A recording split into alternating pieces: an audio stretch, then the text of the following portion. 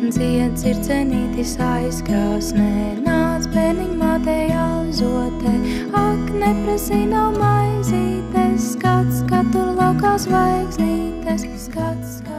Latvijas mobilā telefona darbiniece Sagitas ģimenē mīlestību iet caur vēderu.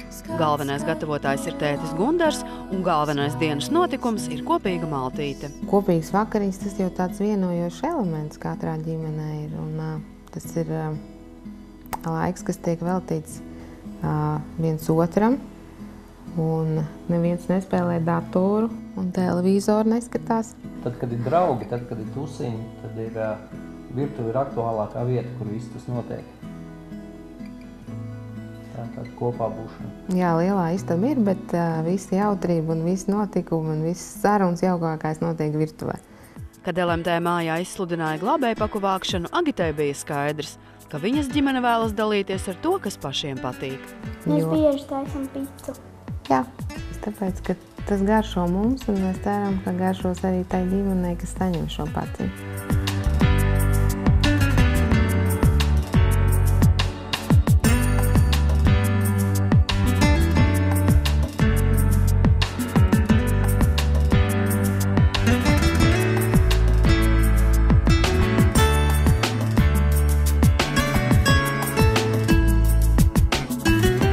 Tiek un Mārtiņš šitai pusītē vēl uzliek.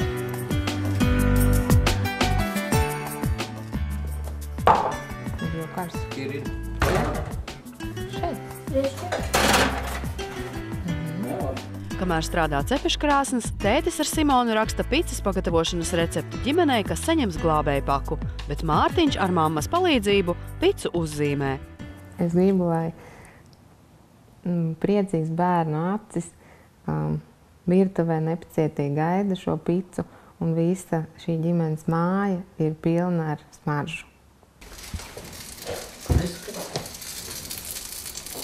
Cik skaisti! Viņas prakšķi. Viņa ir gatava.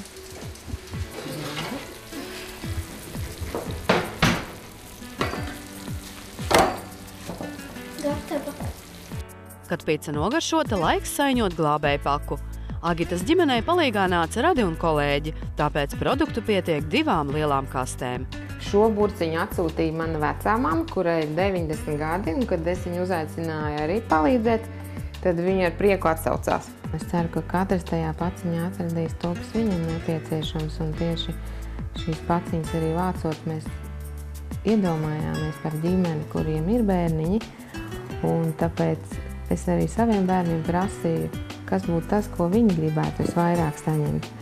Un arī tieši tādas lietas mēs arī nopirkām. Tās ir mans mīļākais pončas trifels, un es viņu gribēju uzdāvināt. Tā ir šokolāde ar rīkstiem, man šokolāde ar rīkstiem garšo. Viņa man ir mīļākā šokolāde. Viens pēc otra glābējkastēs nonāk arī produkti, kas nepieciešami smaržīgas picas pagatavošanai. Jāgatavo ar mīlestību. Ja bez mīlestības gatavo, man liekas, ka nekas nevar lāgi sanākt. Ja arī jums gadās saviņojoša iespēja piepildīt glābējpaku kādai krīzes skartai ģimenei, atcerieties, dalīties priekā nozīmē sev pašam sagādāt dubultu patikšanu. Ilva Everta, Renārs Muskars, Tautas balss.